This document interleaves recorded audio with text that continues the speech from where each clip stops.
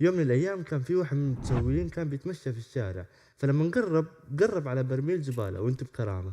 فلما قرب زيادة شاف انه في جثة داخل هذا البرميل، فاستغرب. فوقتها صرخ صرخة جمع أهل الحي كلهم.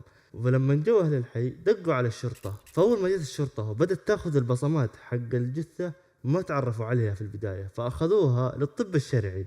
فلما ودوها للطب الشرعي هنا بدوا يتعرفوا على الجثة. فأول ما تعرفوا عليها طلع إنه هذا الشخص اسمه وليد وعمره في الثلاثينات، يعني ما بين 35 إلى 38 سنة. فأول ما اكتشفوا هذا الشخص وعرفوا هويته دقوا على أقرب وحدة اللي هي كانت زوجته. فأول ما خبروها بالخبر هذا هنا بدأت تصرخ وبدأت تولول في كل مكان، وكل أهل العمارة سمعوها. يا جماعة الخير راح تسمعوا قصة من قوة ما القصة هذه شنيعة. طلع القاضي وما قدر يتحمل وقت الحكم، فقال الكلام هذا. اخس عليك لعنة ربنا عليك يوم الدين. راح تسمعوا معي قصة أخبث زوجة في العالم. السلام عليكم ورحمة الله وبركاته، معكم أخوكم محمد من قناة محمد ميد، واليوم رجعنا لكم بقصة وأتوقع قد شفتوا في بداية المقطع راح نتكلم على إيش. لكن قبل بداية المقطع أعطونا سبسكرايب خلونا نوصل لأكثر عدد المشتركين. فأوكي جهزوا سناكاتكم وخلونا نبدأ في مقطع اليوم. في عام 2008 وتحديدا في مصر كانت في وحدة في أحد الأحياء الشعبية كان اسمها أم وليد، وكان عندها ولد كانت تبغى تزوجه. فالناس قالوا لها انه في وحده اسمها رندا وهذه تقرب الوليد من جماعه وليد، فروح يخطبين. هي البنت ما شاء الله كويسه وسمعتها كانت تمام، فكانت سمعتها على العال.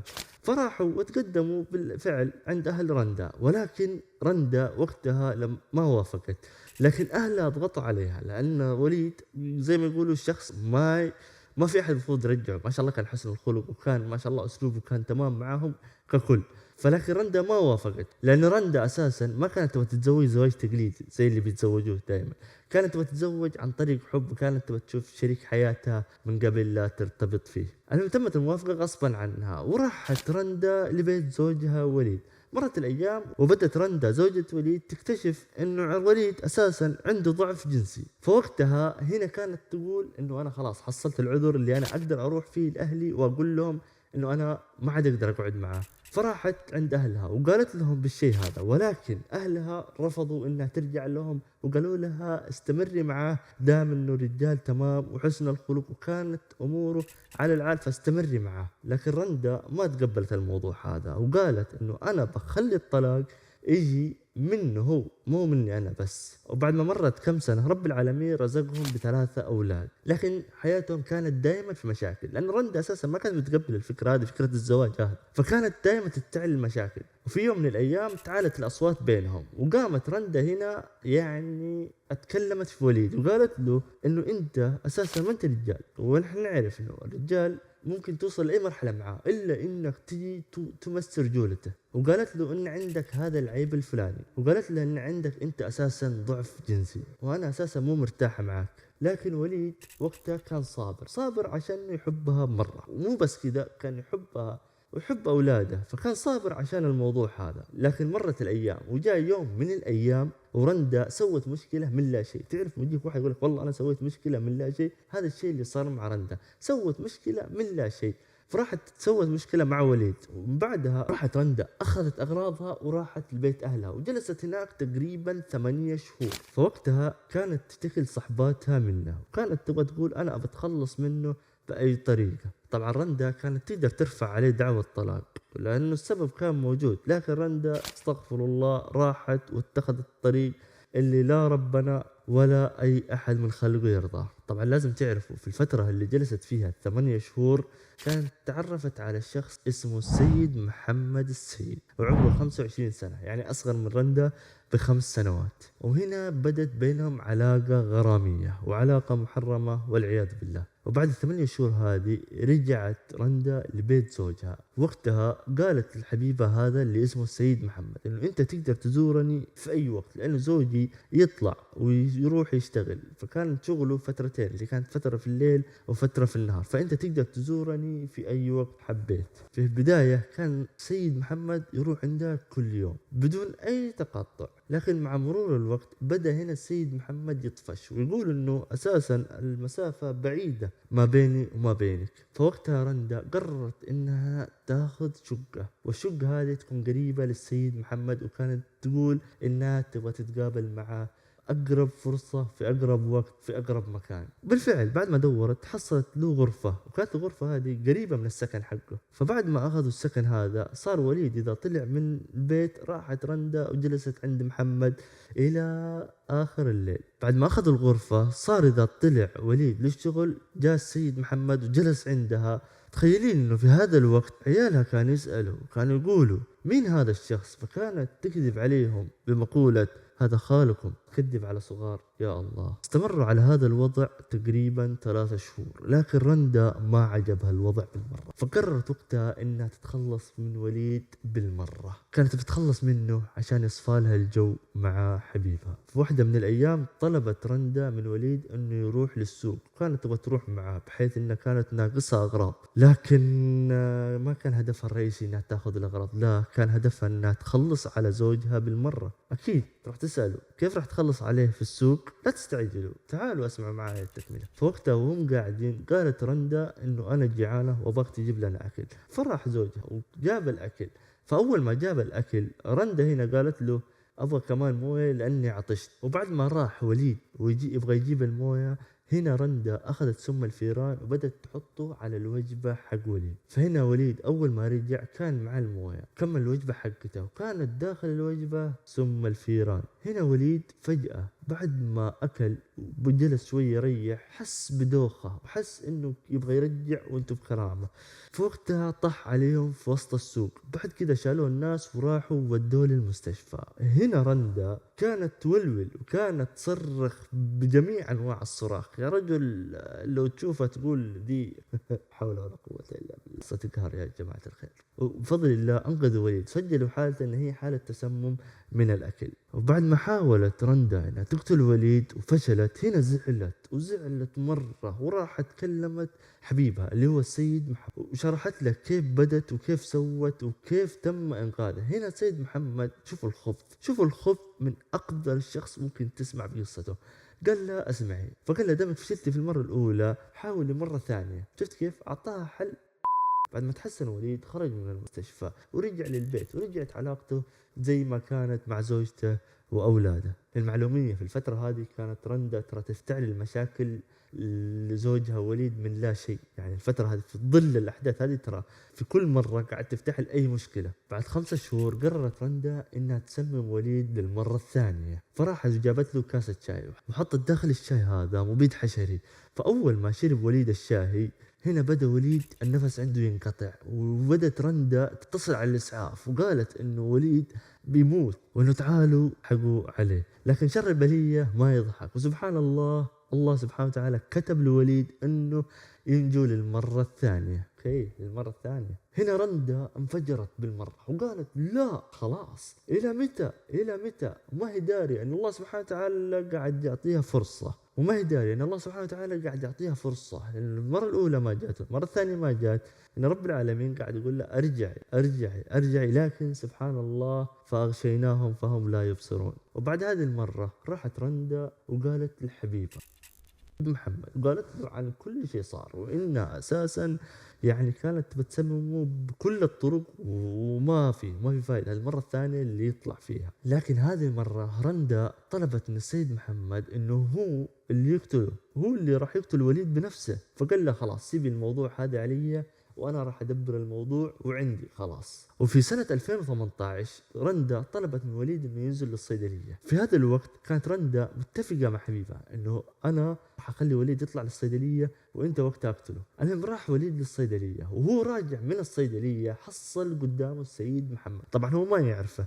ولا يعرف من هو السيد محمد، لكن سبحان الله، لكن السيد محمد اول ما شاف وليد، طبعا هو يعرف وليد، لكن اول ما شاف وليد هنا هجم عليه وبدا يطعنه مره ومرتين وثلاث في بطنه وفي رقبته، في كل مكان كان يوصل له بيطعنه فيها، إلى أن مات، إلى أن تأكد أنه وليد مات. وقتها أخذ جثته ورماها بأقرب برميل زبالة. تخيلين يا أخوان أنه على طول بعد ما سوى الجريمة هذه راح عند حبيبته رندا وقال لها بالموضوع، ومشوا يومهم ولا كان في أي شيء صار. بعد يومين من الحادثة في واحد من المسؤولين حصل جثة داخل برميل الزبالة وانتم بكرامة. فوقتها صرخ بأعلى صوت عنده وتجمعوا الجيران ونادوا الشرطة زي ما تكلمت أنا في بداية المقطع.